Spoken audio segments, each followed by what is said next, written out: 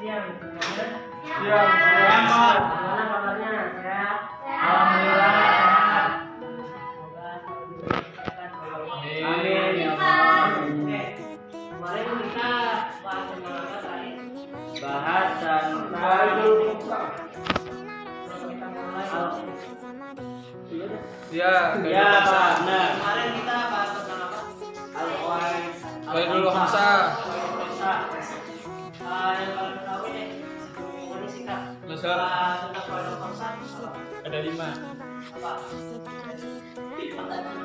Umur gimana sih dia? Ya pokoknya itu. Ya, Khamsa kan ada 5. Iya. Oke, sebelumnya kita doakan, tolong dipersiapkan. Arjun. Bang Dwi. Ya. Siap. Baca doa dimulai.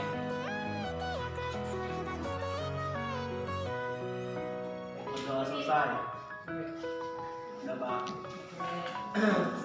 Jadi hari ini kita akan membahas materi selanjutnya, yakni kaidah am dan khos beserta kaidah taksis dan posisi.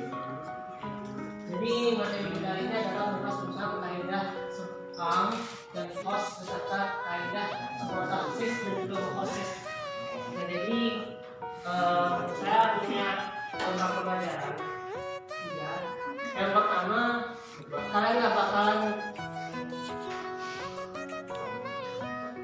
kalian jadi perkenalkan untuk makan di saat jam pelajaran berlangsung.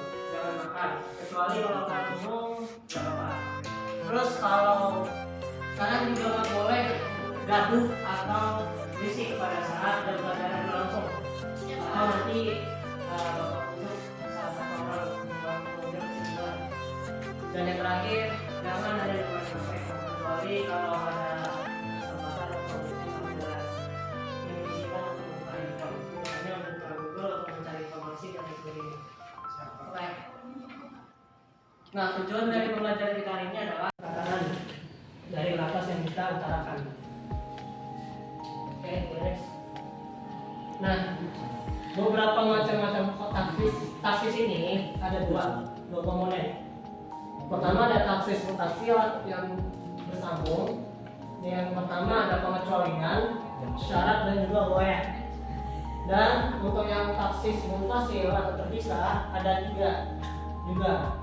Yang pertama ada Al-Quran, di taksis Al-Quran, Al-Quran di taksis hadis, dan juga Al-Quran di taksis oleh Al-Quran, Al-Hadis di taksis oleh Al-Quran.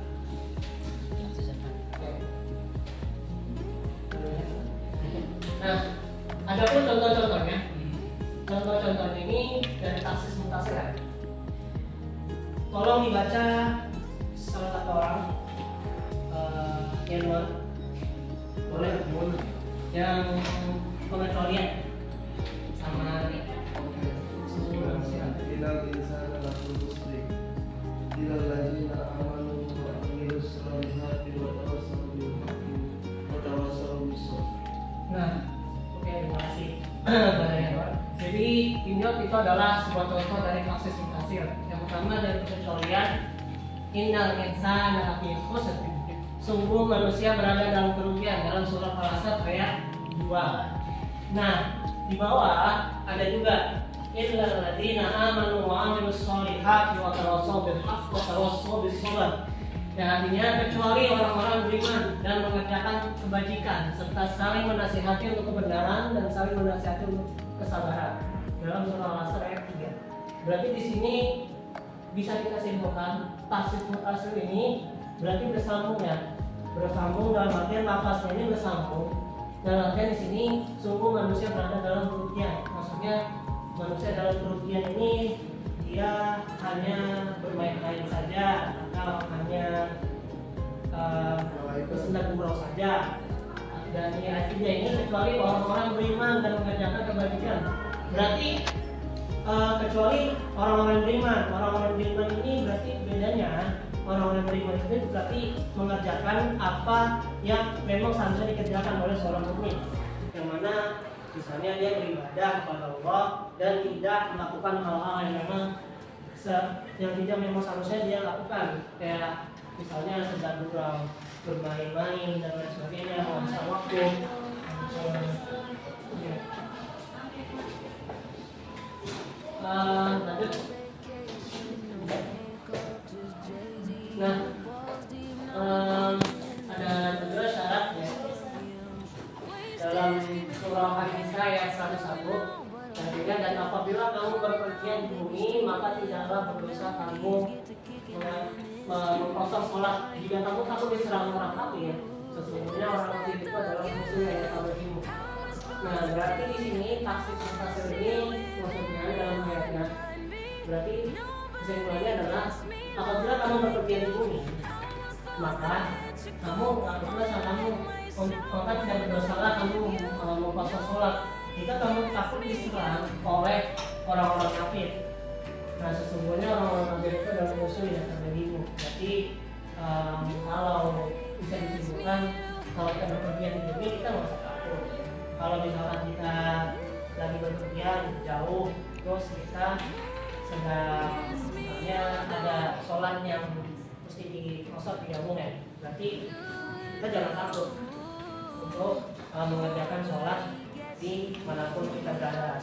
Tetap lakukan sholat walaupun kita di tempat-tempat yang memang biasanya kita tidak menemukan air, gitu ya. Nah, di surah Al-Maidah ayat 6 ini juga dijelasin, wahai orang-orang yang beriman, apabila kamu hendak melaksanakan sholat, maka basuhlah wajahmu dan tanganmu sampai ke siku. Sampailah ke siku ini berarti wudunya harus sebelum kita sholat harus wudunya benar sampai ke situ, bersih, nggak sekedar bersih tapi kita harus bisa yang namanya menjaga yang namanya setiap anggota badan dan anggota tubuh kita ini harus bersih, gitu ya. Ya, sebelum beribadah kita tuh harus tahu dulu posisi tubuh kita ini bersih, gitu ya. Jangan asal-asalan wudu gitu. Karena kalau wudunya nggak sah, kalau wudunya nggak benar, sholat juga nggak benar. Next slide. Nah, ini adalah contoh dari taksis mufasir. Saya bersingkat, Al-Quran di taksis Al-Quran. Maksudnya ini di dalam surah Al-Baqarah contohnya. Dan para istri yang diceraikan wajib menahan diri mereka menunggu 3 kali pengumuman di ayat di atas ditafsir dengan ayat di sini di surah At-Talaq ayat 4. Sedangkan perempuan dan hamil waktu iddah mereka itu ialah sampai mereka melahirkan kandungannya. Di sini adalah taksis yang dipisahkan, taksis yang dipisah ya, ada pisah antara ayat ya. Yang pertama tentang talak sama masalah talak, dan di sini ada contoh lain Al-Quran di taksis Al-Hadis. Di atasnya surah An-Nisa ayat 11, Allah mensyariatkan atau mewajibkan kepadamu tentang pembagian warisan untuk anak-anakmu, yaitu bagian seorang anak laki-laki sama dengan sebagian kedua orang anak perempuan. Nah, untuk pengumuman ayat tersebut di atas ditafsir sama Nabi Muhammad SAW di bawah ini. Orang yang membunuh tidak berhak mendapatkan warisan dari orang yang membunuh.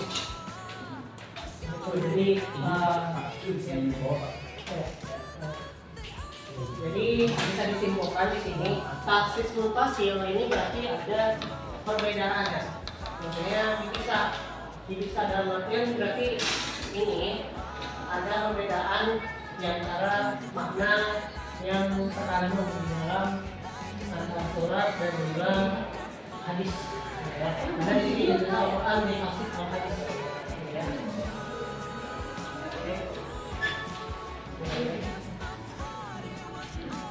Contoh lain di sini ada hadis di hadis Al-Quran. Nah, di sini Allah SWT tidak akan menerima sholat seseorang yang ada sampai dia berwudu. Pengumuman hadis tersebut di atas ditafsir oleh firman Allah SWT yang menjelaskan apabila seorang itu sakit boleh memang bertayamum. Dalam ayat ini disebutkan surat Al-Nisa ayat 43, Adapun jika kamu sakit atau sedang dalam perjalanan atau sehabis lewat air atau kamu telah menyentuh perempuan, menyentuh ya, sedangkan kamu tidak mendapatkan air, maka bertayamumlah kamu dengan berwudu yang baik atau suci. Usaplah wajahmu dan tanganmu dengan debu itu. Berarti di sini coba ditanya, kalau tadi Al-Quran ditaksis Al-Hadis, kalau ini Al-Hadis ditaksis Al-Quran, beda ya. Jadi ini ada dua. Yang pertama ini hadisnya dari pengumuman hadis ini ditaksis sama Allah SWT yang menjelaskan seseorang itu sakit mulai dengan tayamum ini.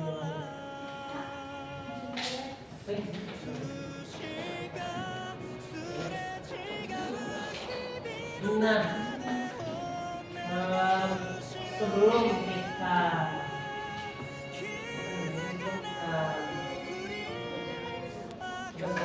jadi saya akan memberikan tugas kelompok kepada kalian mencari contoh dari taksis muttasil dan taksis munfasil.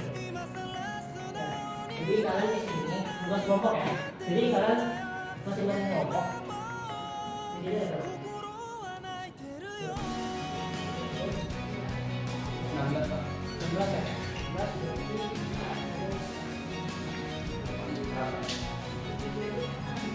bagi dua ya. Berarti ini kelompok satu, ini dua. Oke.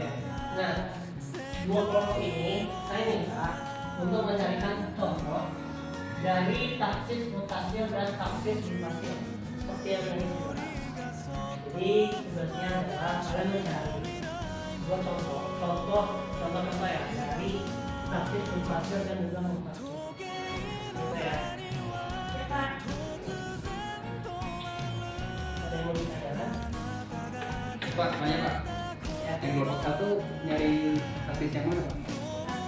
Taksis munfasil. Oke. Yang kelompok dua taksis munfasil. Ini dua. Munfasil ya. Ini satu taksis munfasil, ini dua munfasil.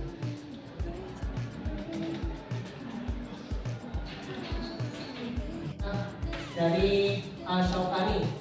Jadi am adalah suatu lafaz yang digunakan untuk menunjukkan suatu arti yang dapat terwujud pada satuan-satuan banyak tanpa batas. Berarti maksudnya amin itu berarti secara bahasa sebuah lafaz yang digunakan untuk menunjukkan sebuah arti yang mana arti ini adalah seluruhan daripada pembahasannya.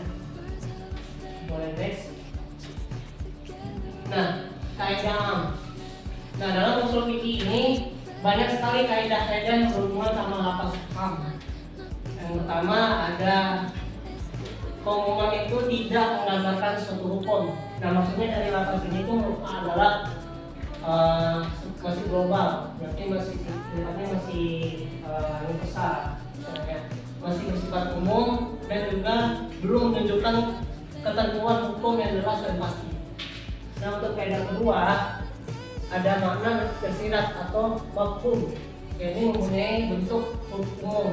Maksud dari kaidah ini adalah makna tersirat atau mafhum dari sebuah kalimat yang menyimpan arti umum yang artinya belum jelas dan pasti.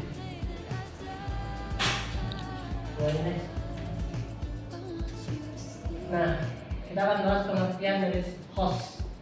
Nah, host ini secara menurut usul kaidah usul fikih, host ini tuh merupakan lafaz yang dipakai untuk suatu arti atau satu arti yang sudah diketahui kemandiriannya. Berarti di sini bisa disimpulkan bahwasanya host ini merupakan sebuah lafaz yang bisa dipakai untuk sebuah arti, satu arti ya yang sudah diketahui untuk kemandiriannya. Nah, dari definisi host ini bisa kita pahami bahwasanya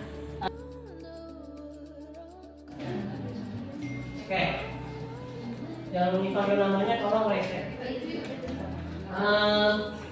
Pak Rizky. Urutannya dari sini apa sih? Ini mulai ya? Pak. Primustisio bintang Mahesa. Ada. Ada ya? Ada Pak. Oke. Soke Muspira? Ada tadi Pak. Oke. Nabila Monika? Ada. Yena Sarita? Aula Aziza? Masuk apa masuk? Oh ada ya? Tadi ya. Ada ya? Ya. Nazia Noviana? Mandi. Terus Sarena? Iya benar. Oh. Siti Sri Nuraini? Oh, Pamin. Oke. Yunian Taki? Januar? Ular Oktaviani? Terus Adinula? Desayu? Iriandi? Arjuna? Yodi?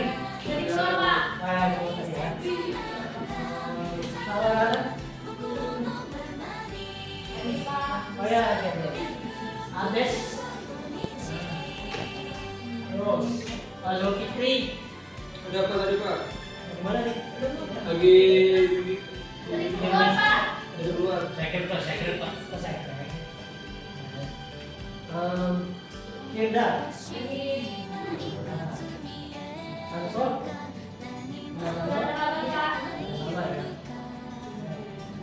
Hilman.